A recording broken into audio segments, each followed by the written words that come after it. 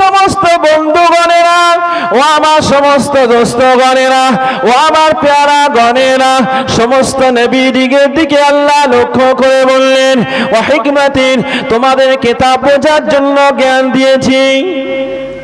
সুম্মা জাআকুম রাসূলুম মুসাদ্দিকুল লিমা মাআকুম, এরপরে এমন একজন নবী তোমাদের কাছে আসবেন, যে নবী তোমাদের যে কিতাব দেওয়া হয়েছে এই কিতাবগুলি জনগণের কাছে সত্য বলে প্রমাণিত করবেন। জনে বলেন লা তুমিনুন্না বিহি ওয়া লা তানসুরুল্লাহ। সমস্ত নবীদের কাছ থেকে আল্লাহ অঙ্গীকার নিয়ে বললেন, ও আমার নবীগণেরা, ও আমার বন্ধুগণেরা, আপনাদিগকে জানালাম, লা তানসুরুন্না, লা তানসুরুন্না, অবশ্যই তোমরা তাকে সাহায্য করবে। লা তুমিনুন্না বিহি, অবশ্যই তার প্রতি তোমরা ঈমান এনে নেবে। জোরে বলেন, শুধু ঈমানও আনবে, তাকে কি করবে? সাহায্য করবে। আল্লাহ বললেন, আআকরারতুম ওয়া আখাযতুম আলা যালিকুম ইসরি, ও নবীরা তোমরা একটু বলো না, আমি যে তোমাদের কাছে যে অঙ্গীকার চাইছি, আআকরারতুম, তোমরা কি এটা ইকরার করলে, স্বীকার করলে? ওয়া আখাযতুম, আমার শেষ নবী নবী মুহাম্মদুর রাসূলুল্লাহ সাল্লাল্লাহু আলাইহি ওয়াসাল্লামের ব্যাপারে তোমরা এই আমার অঙ্গীকার কি তোমরা মেনে নিলে? কে জিজ্ঞেস করেছেন? আল্লাহ সমস্ত নবীদের জিজ্ঞেস করলেন। সমস্ত আম্বিয়া আলাইহিমুস সালাম বলেছিলেন, ক্বালু আকরারনা, ক্বালু আকরারনা। ও রব্বুল আলামিন, আল্লাহ পাক, আপনি যে আমাদের কাছ থেকে অঙ্গীকার নিচ্ছেন, আকরারনা, আমরা এই অঙ্গীকারটা মেনে নিলাম। জোরে বলেন قال فاشهدوا وانا معكم من الشاهدين। আবার আল্লাহ বলেন, ও আমার বন্ধুগণেরা, তোমরা সকলেই সাক্ষী থাকো, ও আমার ফেরেশতাগণেরা, তোমরা সকলেই সাক্ষী থাকো। সমস্ত নবীরা আমার আপনার বন্ধু, আমার আপনার নবী, নূর নবী, আল্লাহর সবথেকে প্যারা মাহবুব নবী মুহাম্মদুর রাসূলুল্লাহ সাল্লাল্লাহু আলাইহি ওয়াসাল্লামের ব্যাপারে যখন সমস্ত নবীরা অঙ্গীকারটা গ্রহণ করে নিলেন, আল্লাহ বলেন, ওয়ানা মাকুম মিনাশ শাহিদিন, আমি আল্লাহ তোমাদের সঙ্গে সাক্ষ্যদাতা হিসাবে রয়ে গেলাম। এবারে আসুন, আয়াতের তো মূল তরজমা শুনলাম এতক্ষণ। কি শুনলাম? মূল তরজমা শুনলাম। আল্লাহ এই আয়াতের মুফাসসিরিন কারামেরা বলেন, আল্লাহ সমস্ত নবীদেরকে একত্রিত করলেন। কি করলেন? সমস্ত নবীদের, আমার আপনার নবীকে আল্লাহ বাদ দিলেন, দিয়ে নবীদের কাছ থেকে অঙ্গীকার নিচ্ছেন। কি? আচ্ছা, অঙ্গীকার আমি আপনাদের কাছ থেকে আপনাদের ইমাম সাহেবের ব্যাপারে হোক, কি আমার পরবর্তীতে যে বক্তা রয়েছে সেই বক্তার ব্যাপারে আপনাদের কাছ থেকে অঙ্গীকার নেব। কি অঙ্গীকার? যে আপনারা শুনবেন ওই বক্তার ওয়াজ, আপনারা ওই বক্তা যা বলবে তাই করবেন, যদিও আপনাদের যে কাজ বলবে সেই কাজ করবেন। এখন ওই বক্তার ব্যাপারে হোক, ইমামের ব্যাপারে হোক, আপনাদের কাছ থেকে যখন অঙ্গীকার নেব, আপনাদের মনে কি প্রশ্ন হবে না যে আপনি যার ব্যাপারে অঙ্গীকার নিচ্ছেন সেই মানুষটা কেমন? এই প্রশ্ন হবে না? হবে না? এই হবে না? হবে না? সমস্ত নবীদের কাছে অঙ্গীকার নেওয়ার আগে আমার আপনার নবী কি আল্লাহ সমস্ত নবীদের কাছে বর্ণনা করেছিলেন। জোরে বলবেন না? আর একটু জোরে হবে না? নাম্বার 1, মজলিস হয়েছে কিনা এবারে ভাবুন। আচ্ছা, একজনকে নিয়ে মজলিস হয়? একজনকে নিয়ে মাহফিল হয়? আপনারা একজন এখানে বসবেন, একজনকে নিয়ে আমার বক্তৃতা দিতে ভালো লাগবে? ওটা মজলিস, ওটা মাহফিল। এতগুলি মানুষ এসেছে, এটা একটা মজলিস হয়ে গেল। আল্লাহ ওখানে নবীয়িন শব্দ ব্যবহার করেছেন, বহু বচন শব্দ ব্যবহার করেছেন, এক বচন শব্দ ব্যবহার করেনি। আল্লাহ বলেন, ওয়াইদ আখাযাল্লাহু মিসাকান নবিয়্যিন, আল্লাহ সমস্ত নবীদের থেকে অঙ্গীকার নিলেন, এক বচন নয়। সমস্ত নবী যখন একত্রিত হলেন, ওটা মজলিস হলো না? হলো না? একটু কথা বলেন, ওটা মজলিস হলো না? হলো না? তাহলে খোদ আল্লাহ নবীদের নিয়ে মজলিস করেছেন না করেন নাই? ও মজলিস কার জন্য? আমার আপনার নবীর জন্য। করেছেন না করেননি? হযরতে আব্দুল্লাহ ইবনে আব্বাস, আল্লাহর নবীর প্রাণ প্রিয় সাহাবী হযরতে আব্দুল্লাহ ইবনে আব্বাস বলেন, আল্লাহ পাক রব্বুল আলামিন সমস্ত নবীদের থেকে যখনই অঙ্গীকার নিলেন আমার আপনার নবী কেমন, আমার আপনার নবী কেমন, আল্লাহ পাক সমস্ত কিছু বর্ণনা করে দিলেন। সমস্ত কিছু বর্ণনা করে সর্বপ্রথম আল্লাহ পাক সমস্ত নবীদের সম্মুখে বলেছিলেন, ও আমার বন্ধুগণেরা, ও আমার দোস্তগণেরা, আপনাদিগকে আমি আল্লাহ পাক বানাতাম না যদি মুহাম্মদকে না বানাতাম। আমার বন্ধু হলেন প্যারা বন্ধু, মুহাম্মদকে যদি না তৈরি করতাম আপনাদিগকে নবুয়তের দায়িত্বটাও দিতাম না। নবীদের কাছে কে বলছেন? আল্লাহ পাক রব্বুল আলামিন বলছেন। হযরত আব্দুল্লাহ ইবনে আব্বাস রাদিয়াল্লাহু তাআলা আনহু বলেন, এই মুহূর্তে নবীরা আল্লাহর কাছে বলেছিলেন, আল্লাহ এই মুহূর্তে যে সময় আমরা দুনিয়াতে থাকব ওই অবস্থাতে যদি মুহাম্মদ সাল্লাল্লাহু আলাইহি ওয়াসাল্লামা দুনিয়াতে আগমন ঘটান আমরা তাকে নবী হিসাবে গ্রহণ করে নেব। জোরে বলবেন না? আমরা তাকে নবী হিসাবে গ্রহণ করে তার প্রতি ঈমান নিয়ে আসব। জোরে বলে কেন? অন্য কোনো কারণে নয়, আমরা নবুয়তের দরওয়াজা পেয়েছি মুহাম্মদ সাল্লাল্লাহু আলাইহি ওয়াসাল্লামের উদ্দেশ্যে। জোরে বলে হযরতে নবীকে জিজ্ঞাসা করা হলো, আমার আপনার নবীকে জিজ্ঞাসা করা হলো, মাতা ওয়াজাদতু লাকান নবুওয়া, ইয়া রাসূলুল্লাহ, ইয়া হাবিবাল্লাহ, হুজুর আপনি কবে থেকে নবুয়ত পেয়েছেন? হুজুর আপনি কবে থেকে নবুয়ত পেয়েছেন? আল্লাহ আপনাকে কবে নবী বানিয়েছেন? আল্লাহ আপনাকে কবে নবী বানিয়েছেন? قال رسول الله صلى الله عليه وسلم, আবার আপনার নবী নূর নবী হাবিবুল্লাহ নবী মুহাম্মদ রাসূলুল্লাহ সাল্লাল্লাহু আলাইহি ওয়াসাল্লাম নবী আমার জবাব দিয়েছিলেন, ওয়া আদামু বাইনার রূহি ওয়াল জাসাদি, আমি নবী হয়েছি তখন থেকে যখন থেকে হযরত আদম আলাইহিস সালাতু ওয়াস সালামের শরীর থেকে তার রূহ তাকে আল্লাহ আলাদা রেখেছিলেন। জোরে বলবেন না? তার মানে আদম আলাইহিস সালাম তখনও তৈরি হননি। আর একবার জোরে বলে, রূহ বডি কি ছিল? আলাদা ছিল। তখন থেকে আল্লাহ আমাকে নবী বানিয়েছেন। একটু জোরে হবে না? তাহলে খোদ আল্লাহ নিজে মাহফিল করেছেন, আমরা করলে দোষ কোথায়? এই আমরা বেদাতি, নবীর জন্য যদি কেউ বেদাতি বলে, খোদ আল্লাহ তো মাহফিল করেছেন, তাহলে বেদাতি তো আল্লাহকে বলতে হয়। একটু কথা বলবেন? একটু কথা বলেন। মাহফিল তো একজনকে নিয়ে হয় না। এই আয়াতের তিনটে ব্যাখ্যা আছে, আয়াতের তিনটি লক্ষণ আছে। প্রথম নম্বরে আল্লাহ পাক রব্বুল আলামিন সমস্ত নবীদিগকে জমায়েত করে তিনি মজলিস করেছেন। দ্বিতীয় নম্বরে আমার নবীর মান মর্যাদা সমস্ত নবী অপেক্ষা আল্লাহ উত্তম করে দিয়েছেন। জোরে বলবেন না? তৃতীয় নম্বরে আল্লাহ পাক রব্বুল আলামিন সমস্ত উম্মাহর জন্য একটা বড় শিক্ষা দিয়ে গেছেন। জোরে বলবেন না? তাহলে আমরা বেদাতি হলাম কি করে? যার জন্য সব কিছু জানাকে না তৈরি করলে আল্লাহ আমাদেরকে পৃথিবীর মুখ দেখাতেন না, দুনিয়ার এত নিয়ামত পেতাম না। তার জন্য মাহফিল করব। আমরা তো এই মাহফিলের জন্য নাচানাচি করি না, আমরা নবীর উদ্দেশ্যে যে মাহফিল হয় তার জন্য তো আমরা নাচানাচি করি না, আমরা ডিজে বার করে তার মিছিল বার করি না। আমরা ফুরফুরা শরীফের মুজাদ্দিদুজ জামান রাহমাতুল্লাহ আলাইহি তিনি যে নীতিরীতির উপরে করে গেছেন সেটাই তো করি, আমরা অন্য কিছু তো করি না। এই করি? কোরআন শরীফে আল্লাহ বলেন, কুল বিফাদলিল্লাহি ওয়া বিরহমাতিহি ফাবিযালিকা ফালইফরাহু হুয়া খায়রুম মিম্মা ইয়াজমাউন।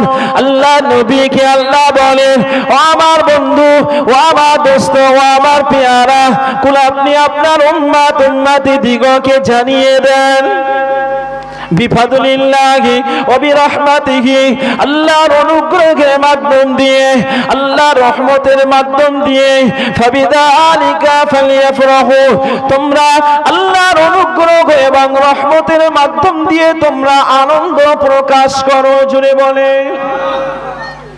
এই মুফাসসিরিন কারামেরা বলেছেন কুল বিফাদলিল্লাহ, এই ফাদল, এই অনুগ্রহ হলো আল্লাহ পাকের নেয়ামত। জোরে বলেন, দুনিয়ায় বিবি বাচ্চা অনেক কিছু আছে না নাই? হ্যাঁ, আমরা ইনকাম করি না, একটু কথা বলেন, এই করি না। দুনিয়াতে বেঁচে আছি, সুস্থতা অসুস্থতা, এটা নিয়ামত না নিয়ামত নয়? আল্লাহর নিয়ামত।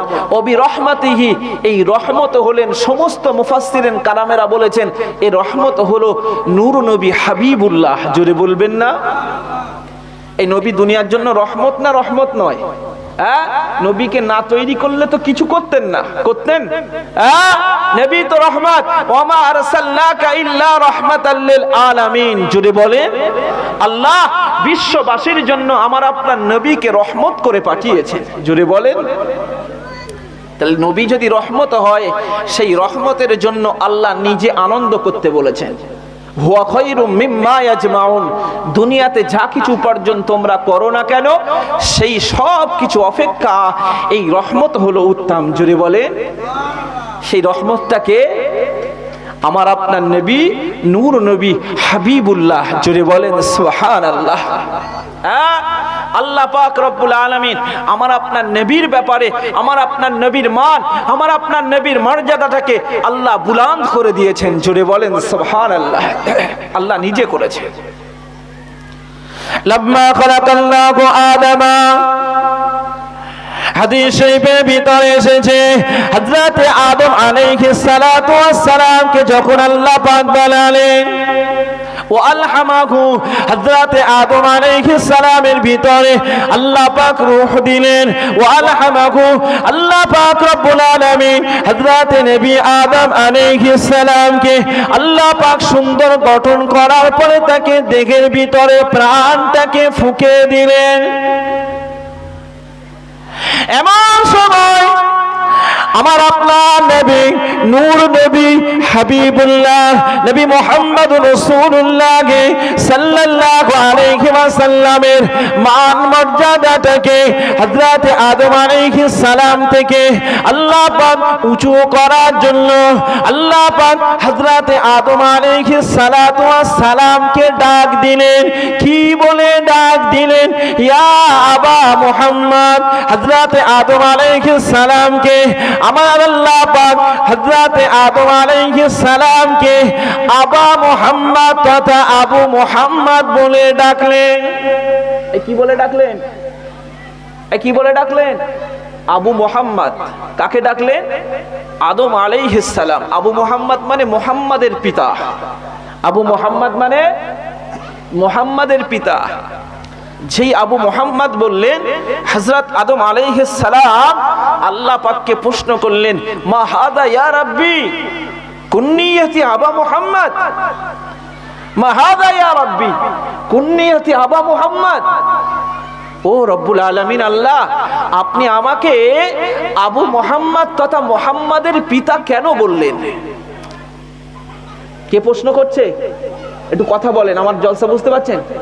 এই আলোচনা বুঝে আসছে? প্রশ্ন আদম আলাইহিস সালাম কাকে করলেন? আল্লাহ পাক রব্বুল আলামিনকে। আল্লাহ পাক ওই সময় বলেছিলেন, ও আদম ইরফা রাসাক, ও আদম ইরফা রাসাক। হযরত আদম আলাইহিস সালামকে বললেন, ও আদম তুমি তোমার মাথাটাকে উত্তোলন করো। ফারাফা রাসাহু, হযরত আদম আলাইহিস সালাম আর দেরি না করে মাথাটাকে আসমানের দিকে তুললেন। ফারাআ নূর মুহাম্মাদিন সাল্লাল্লাহু আলাইহি ওয়াসাল্লাম ফি সুরাদিকিল আরশি।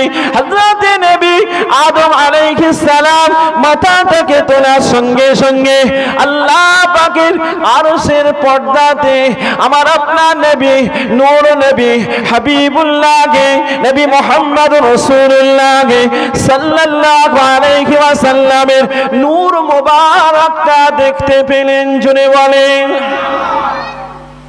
কি দেখলেন? আমার আপনার নবীর নূর মোবারক আরশের পর্দাতে হযরত আদম আলাইহিস সালাম স্বচক্ষে দেখলেন। জোরে বলবেন না? মা হাযা ইয়া রাব্বি। আল্লাহ পাককে জিজ্ঞেস করলেন, হে আল্লাহ, এই যে দেখলাম এই নূরটা কার নূর? এই নূরটা কার নূর? আপনি যে আমাকে দেখালেন নূরটা কিসের? نور نبي من ذريتك يا آدم نور نبي من ذريتك ও আদম, এই যে নূরটা দেখলে, এই নূরটা অন্য কোনো নূর নয়, এই নূরটা হলো আপনার সন্তানদের মধ্যে একজন নবীর নূর। জোরে বলেন। ইসমুহু ফিস সামাই আহমাদ। ও আদম, যে সন্তান তোমার একজন সন্তান নূর, সেই নূর নবী অন্য কেউ নয়, তার নামটা আমি আল্লাহ পাক আসমানে আহমাদ হিসাবে রেখে দিয়েছি।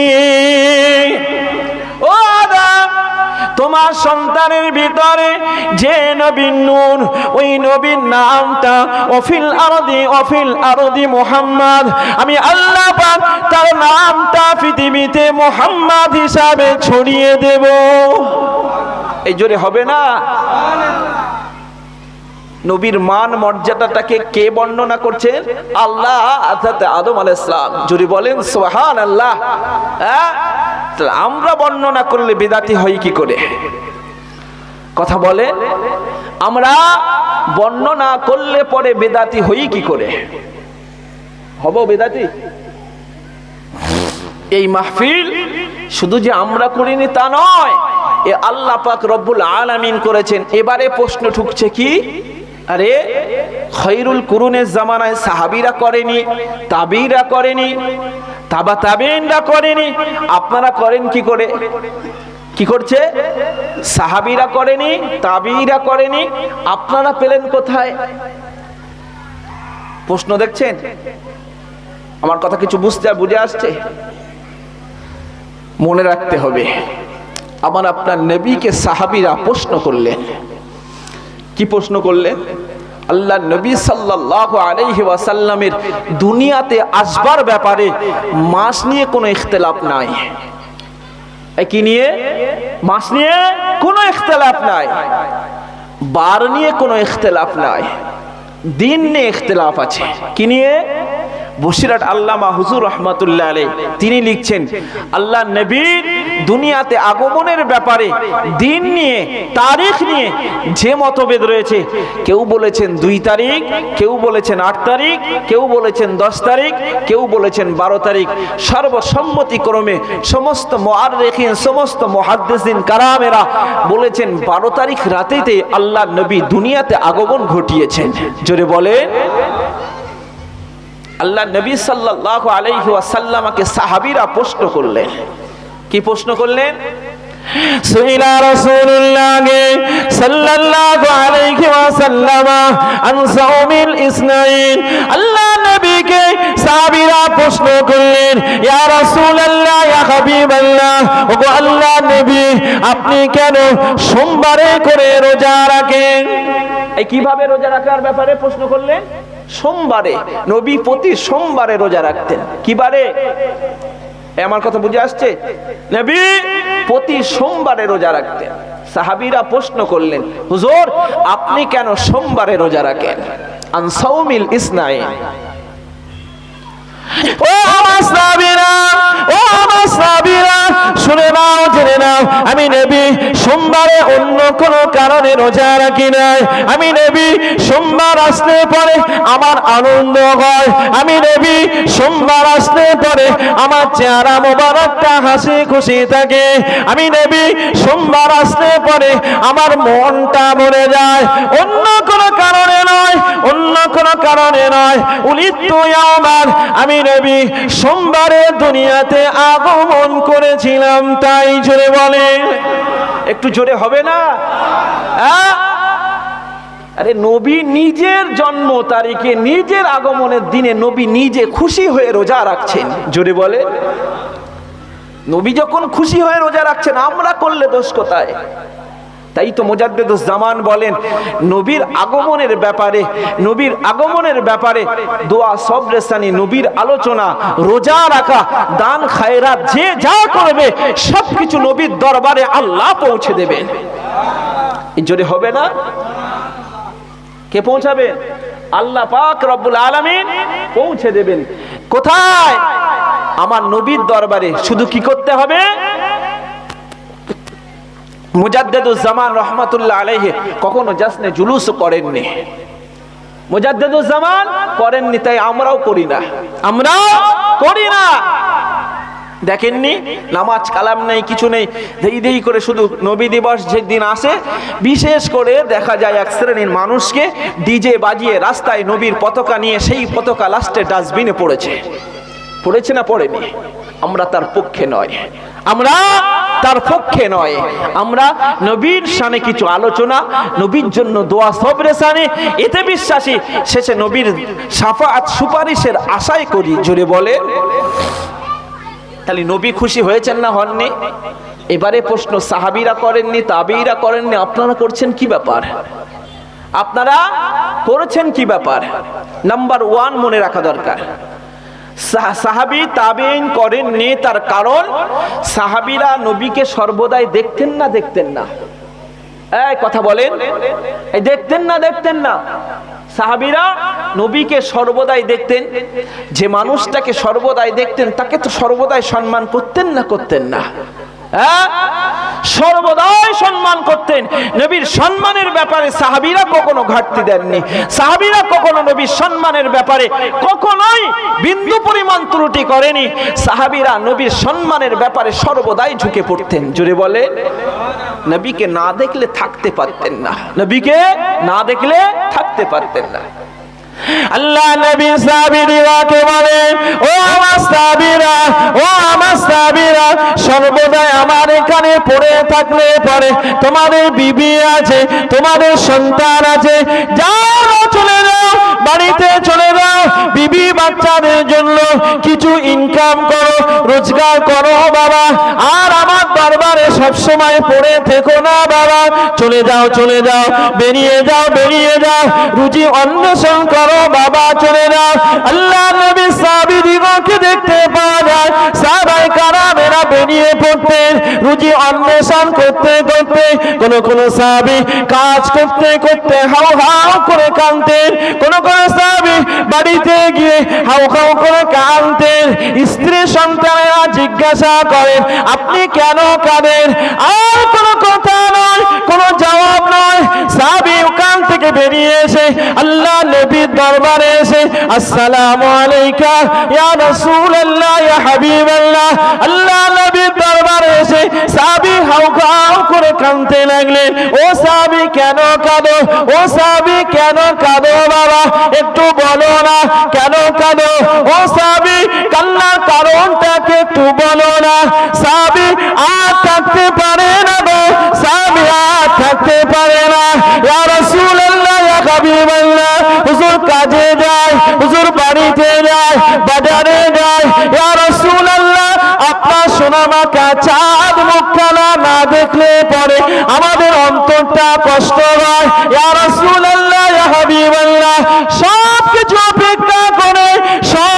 অপেক্ষা করে আপনার সোনামাকা চাঁদ মুখখানা দেখলে পরে আমাদের অন্তরটা মুহূর্তের ভিতরে শান্তিতে পরিপূর্ণ হয়ে যায়।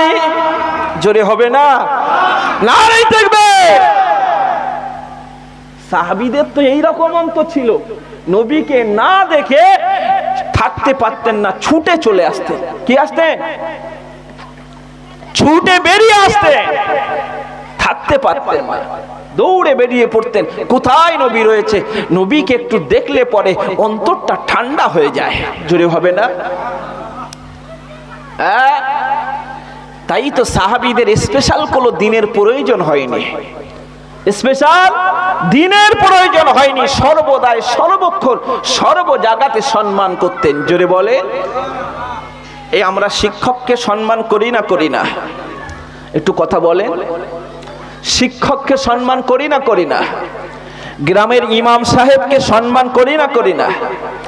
গ্রামের নেতা যারা রয়েছে তাদের সম্মান করি না করি না?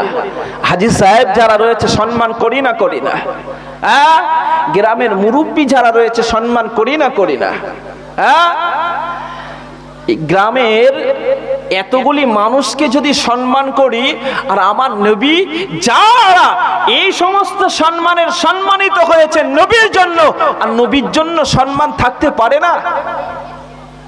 আল্লাহ ওদের থেকে আমাদের হেফাজত করেন, বলেন আল্লাহুম্মা আমিন।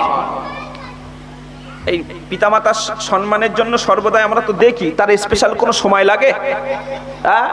এই লাগে? গ্রামের ইমাম সাহেবকে সম্মান করব, তাতে কোনো স্পেশাল সময় লাগে? আমাদের নবী আমরা সর্বদা সম্মান করি, কিন্তু নবীকে তো দেখতে পাইনি, নবীকে দেখতে পাইনি। তাই রবিউল আউয়াল মাস আসলে পরে আমরা খুশি। এই খুশি হয়েছিলেন সর্বদা, আসমানও খুশি হয়েছিলেন, জমিন খুশি হয়েছিলেন, সমস্ত মাখলুক খুশিতে বাগে বাগ হয়ে গিয়েছিলেন। জোরে বলে। তাই তো আমরা খুশি হই না? এক শ্রেণীর মানুষ খুশি হয় না, তারা নবীর এই রবিউল আউয়াল মাস আসলে পরে তাদের অন্তরটা বেদাতি বলে ভরে যায়। যায় না? কিন্তু আমাদের নবী আমাদের মতো বলে মনে হয়? তারা এক শ্রেণীর মানুষ, তারা বলে নবী আমাদের বড় ভাই। কি বলেন? নবী আমাদের কি ভাই? আমাদের মতো মানুষ, আমাদের মতো বড় ভাই। নবী কথা বলেছেন, কুল ইন্নামা আনা বাশারুম মিসলুকুম, আমি তোমাদের মতো মানুষ। ইউহা ইলাইয়া, পার্থক্য হলো আমার কাছে ওহী আসে, তোমাদের কাছে আসে না। এরা এই আয়াতের দিকে লক্ষ্য করে বলে নবী আমাদের মতো মানুষ। আমরা বলি বাশারিগত দিক দিয়ে নবী মানুষ, হাকিকাতে নবীর দেহটা আল্লাহ পাক নূর দিয়ে পরিপূর্ণ করে দিয়েছিলেন। এই জোরে বলবেন না? হযরত আদম আলাইহিস সালাম আসমানের যে পর্দায় কি দেখতে পেয়েছিলেন? নবী পাকের নূর দেখতে পেয়েছিলেন না পাননি? একটু কথা বলেন। নবী পাকের নূর দেখতে পেয়েছিল না? তাহলে নবী পাকের যে নূর দেখতে পেয়েছে, আমার আপনার নবীকে আল্লাহ পাক নূরে পরিপূর্ণ করে দিয়েছিলেন। নবীর কোনো ছায়া ছিল না, আল্লাহ পাক রব্বুল আলামিন নবীর কোনো ছায়া দেননি। জোরে বলেন। তাহলে নবী আমাদের মতো? নবী আমাদের মতো? হযরত শাহ ওলিউল্লাহ মুহাদ্দিস দেহলভী রাহমাতুল্লাহ আলাইহি কে? যারা বেদাতি বলে না, যারা বেদাতি বলে, তাদের মনে রাখা দরকার শাহ ওলিউল্লাহ মুহাদ্দিস দেহলভী রাহমাতুল্লাহ আলাইহি হলেন তাদের দাদু। আমরা যারা মুজাদ্দিদুজ জামান রাহমাতুল্লাহ আলাইহি আমাদের দাদু হিসাবে, তো তাদের দাদু হিসাবে তারা হযরত শাহ ওলিউল্লাহ মুহাদ্দিস দেহলভী রাহমাতুল্লাহ আলাইহি দাদুর স্থানে সম্মান করে। কি করেন? দাদুর স্থানে সম্মান করেন। ভালো করে কথাটা বোঝেন। হযরত শাহ ওলিউল্লাহ মুহাদ্দিস দেহলভী রাহমাতুল্লাহ আলাইহি কে জানেন? ভারতবর্ষের বুকে যারা আলেম আছেন, এই যারা হাদিস পড়েছেন, এই হাদিসের সনদ তথা আমার শিক্ষক তার শিক্ষক যেতে যেতে হযরত শাহ ওলিউল্লাহ মুহাদ্দিস দেহলভী পর্যন্ত পৌঁছে যাবে। ইনি এইরকম বড় মাপের মানুষ। হযরত শাহ ওলিউল্লাহ মুহাদ্দিস দেহলভী ফয়জুল হারামাইন কিতাবের ভিতরে বলছেন, কি কিতাব? ফয়জুল হারামাইন। উনি বলছেন নবীর আগমনের ব্যাপারে আমার আব্বাজান আমাদের বাড়িতে প্রতি বছরই মিলাদ মাহফিল করে থাকেন। জোরে বলবেন না? শুধু মিলাদ মাহফিল করেন না, আমার আব্বা বহু মানুষ দিগকে দাওয়াত দিয়ে মেহমানদারি করান। আরেকবার জোরে বলেন। হযরত শাহ ওলিউল্লাহ মুহাদ্দিস দেহলভী বলেন, আমার আব্বাজান কোন একটা বছরে আমার আব্বাজানকে দেখতে পাওয়া যায়, কোন একটা বছরে আমার আব্বাজানের কাছে তেমন অর্থ ছিল না, আমার আব্বাজানের কাছে তেমন টাকা পয়সা ছিল না।